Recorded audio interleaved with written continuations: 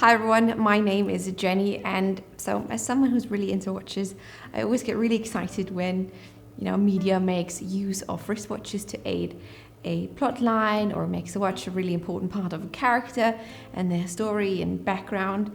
And so it happens that last Sunday HBO released the very first episode of The Last of Us, a show that is based on a game that has such an incredibly special place in my heart because it's fantastic. The storytelling, the gameplay, the setting, everything is simply incredible. But yeah, there's also a watch that plays a very special part in the story. And so I thought, why not do a little bit of a crossover? So for those who are really into watches, I want to show you how they have incorporated a watch into a video game and then ultimately into a TV show.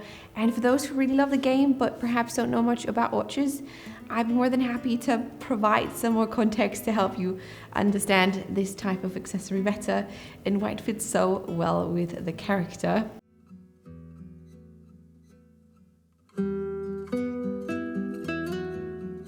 Right, let's first start by briefly giving you a bit of context, and please at this point be aware that there are going to be spoilers for The Last of Us Part 1 and 2. There for the TV show as well. So if you don't want to hear any of that, please click away. I don't want to be responsible for spoiling anything to you. Click away to another really cool video that I did. I will link for you down below in the description box. Make sure to check that out. Right, I've warned you, so here's the basic plotline of The Last of Us. 20 years after a pandemic has radically changed known civilization, infected humans run wild. The number of confirmed deaths has passed 200. The governor has called a state of emergency. There are hundreds and hundreds of bodies lining the streets. Panic spread worldwide after a leaked report from the World Health Organization showed that the latest vaccination tests have failed. And survivors like our two main characters, Joel and Ellie, are killing each other, for food, weapons, basically whatever they can get their hands on and what is left in this world. Joel, a now violent survivor, used to be, your basic single dad working as a construction contractor with a young daughter. He very tragically lost within the first days of the pandemic. He has been hired to smuggle Ellie, a 14-year-old girl, out of a very oppressive military quarantine zone that used to be Boston. And what starts as a small job soon transforms into a rather brutal and heartbreaking journey across the United States. Right, so that's the basic plot so far. Let's take a little bit of a closer look at Joel.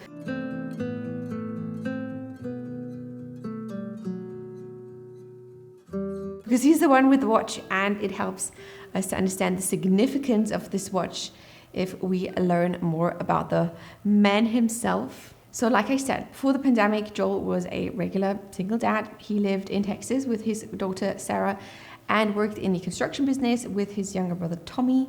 In the TV show, we can briefly see a veteran sticker on Tommy's truck mentioning Desert Storm, hinting at his military background, or at least, some sort of connection the family, or at least Tommy, has with the military. Tommy is also the one who picks up Joel and little Sarah with his truck the night in which the outbreak reaches their hometown in Texas. Together, the three of them drive through town, aiming, to get to this military checkpoint, which they believe is the safest place to be right now. And after they have reached the Texas State Highway, they quickly turn around because everything is blocked and you already have zombies everywhere, pulling people out of their cars, killing everyone. And so among the chaos, they get into a car accident. They all survive the crash, but Sarah has hurt her leg, probably broken or sprained her ankle. She cannot walk anymore. So they have to continue their escape on foot. The group quickly separates so Joel can, carry Sarah while Tommy's trying to cover them using Joel's weapon.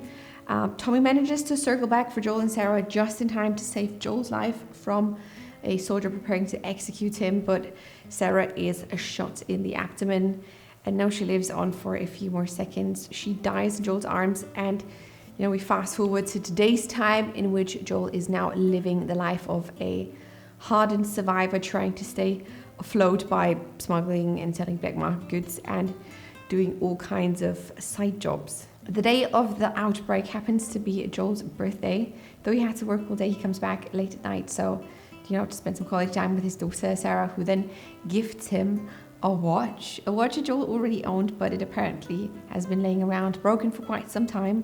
We don't know for how long. Sarah has saved up some money to get it fixed, making it her birthday present for him. It's not really clear, but there are hints to why Joel hasn't come around to get this watch fixed. In the game and in the TV show, you can hear snippets of money being tight, how him and Tommy really need this next contraction job, and how they are really running low on funds. Tommy, listen to me. He is the contractor. He's the contractor, okay? I can't lose this job. I understand. Let's talk about this in the morning, okay? It might just be that Joel simply just did not have the money to get his watch fixed. That it just wasn't a priority due to his money situation. It isn't mentioned or brought up in the game, but in a TV show, Sarah brings this watch to a watchmaker in town, and you can see him briefly open up the watch case, revealing a quartz movement, but then saying something about a broken spring, which is rather funny since there are no springs in the quartz movement. And all he probably had to do was, replace the battery, which he quotes her, I think, $20 for to get it fixed. Anyways, when Joel receives the watch, he immediately puts it on, and we see him later on during their escape with Tommy that he still wears it. Though it wasn't visible in the first version of the game, I believe you can see in the remastered version for the PS5 that Joel's watch breaks, mainly the crystal on top, exactly at the same time Sarah gets shot forever, marking the exact time she died. And throughout the entire rest of his life, Joel keeps wearing this broken watch as a memento to his late daughter, Sarah. After he died, we see Ellie going back to his house for the watch. And though she is not wearing it herself, she always keeps it with her. Okay, good. Now that we've got the plot covered, we know who Joel is, and we also know the tragic story behind this watch. Let's take a closer look at the watch itself, because I'm so happy about the amount of detail here. And just so you know, the TV version uses a slightly different version of the watch, but we're mainly going to focus on the TV version simply because we have just more and better footage of that. Plus the main difference here is mainly the bezel, but I'll get to that in a second. So let's first start out with the basics. First of all, this watch isn't modeled after a real existing watch, but it references tons of characteristics from two very popular types of wristwatches within the hobby: field or military watches and the flieger or aviation watches. Let's start with the flieger characteristics first. Flieger or aviation watches are watches that were especially, during World War II, worn by pilots and the crew on boards. They were one of the first watches ever to be worn on the wrist, since it made more sense to have your hands free while flying a plane and be able to tell the time at the same time without, having to fumble a pocket watch out of your jacket. So yeah, that's how they came to be. They usually have an enlarged case going from 40 millimeter in diameter and upwards. They have a high contrast dial, mainly black with white indices or Arabic numerals, and luminous material applied to the hour markers and hands for easy legibility when it gets dark. Another characteristic often seen in a flieger type watches are these sword-shaped hands. And if we look at Joel's watch, we can tell that it exhibits not only this type of, enlarged case. It's a rather large watch. I mean, look at how big it is. But we can also see the sword-shaped hands quite well. Since flieger watches are more or less a subcategory of military watches in general, it is no surprise that they share, lots of traits like the high contrast dial colors, an easy to read dial, and just a no-nonsense design approach in general. With military watches, it's mostly that the military gives out an info as to what they need from their next watch, and then suppliers and watchmakers then go out and manufacture a prototype. So ultimately the contracting body, the military, decides who gets the deal. So therefore, military watches or field watches tend to differ from aviation watches in terms of functionality or complications, since they have a different job to do basically. Lots of aviation watches nowadays give you the option to make, calculations, to time events very accurately, and so on. Field watches tend to be a bit less complicated, as they often prioritize quick and easy legibility over complications. And if we look at Joel's watch, we can see that the case is most likely made from stainless steel, a material very popular with wristwatches in general. Usually field or military watches tend to have a matte finish. The matte finish helps to reduce, the shine, the sparkliness, which makes sense because you don't really, want everyone to spot you from far away when you are on a mission, thanks to your shiny watch. So the fact that the TV show watch has a polished case could indicate that this is more of a, modern fashion type of watch instead of an actual field or a military issued watch. In the game, we can see a more matte finish, which would be more realistic for a watch, you know, that looks like that. There's also a sub-dial on the dial at the 6 o'clock position, which looks like a small seconds sub-dial with a silver frame. It's not a super popular complication on Flieger watches or field or military type watches, but also not super out of the ordinary here.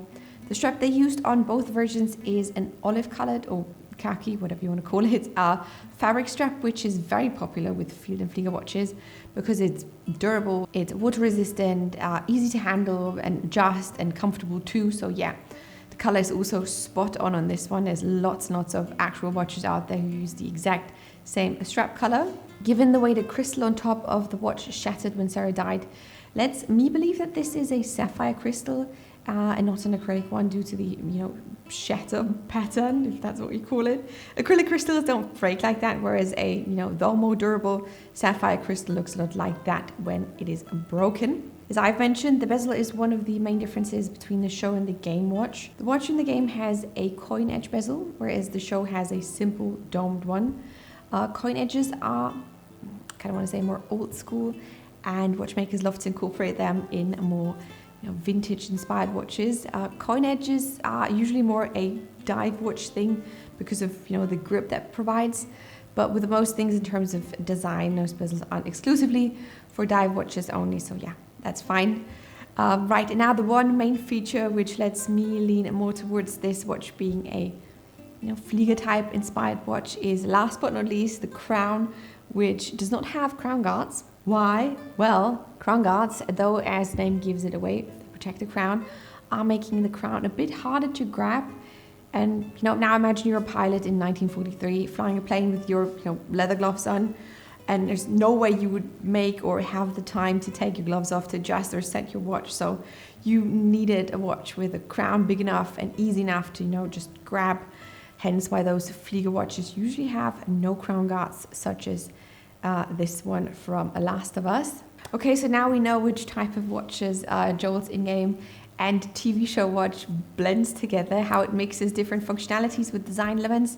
We still haven't answered the question though, what it all means. Ideally, every piece of item or clothing a character carries with them in a show or game or whatever just helps to provide some sort of exposition about the character or the story itself. Nice, but I think it's stuck. It's not. What? No. Oh, ha ha. Where did you get the money for this? Drugs. I sell hardcore drugs. And in Joel's case, we know that by looking at his watch that he doesn't really is into, you know, anything fancy. He doesn't care much about appearances. I mean, he's not wearing a Rolex, but seems to prefer functionality and practicality over looks. And given that his brother has served in the military, according to, you know, the decal on the truck, he seems to be familiar with the military and is therefore more, I guess, drawn towards things that appear familiar, such as any Flieger field type of watch that, you know, he bought.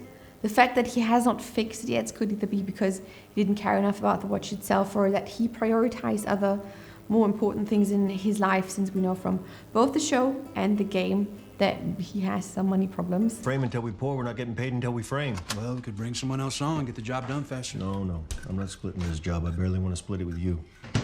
After all, he keeps on wearing his watch, even though it is broken, as a memento to his dead daughter, Sarah, which something is, I believe, 99% of all people in this watch hobby can relate to. The part of, you know, owning, collecting and wearing watches that is so deeply tied to personal memories, milestones, or just whatever different meaning. How we associate our watches with different types of events and emotions. How we have watches we would sell without hesitation if something more interesting came up, and others we would not trade for anything in the world. And I think that's ultimately why I wanted to do this video about Joel and his watch. Of course, it's super interesting to dissect the design of it, but I really appreciate it for the fact that Naughty Dog, you know, the studio that developed the game and later on HBO, made a watch such an important part of their story. And on top of that, they have chosen a watch design that also makes sense for the character, which is, I think, just the cherry on top of it all. And that's all I have for you today. If you have watched it this far, thank you so much for your attention and the opportunity, you know, to let me talk about two things that I really love and enjoy. I really appreciate it. If you want to see more videos like this one, you know, more kind of crossovers, even historical videos, I recommend checking out the 2 videos I have linked for you in the description box down below. I've picked 2 very special ones. And if you want to see more watch content, I recommend subscribing to my channel. I post videos about watch reviews here, and hit the bell so you won't miss out on any new videos that I post. And yeah, give this video a thumbs up if you have enjoyed it. And I guess then I will see you in my next one. Bye!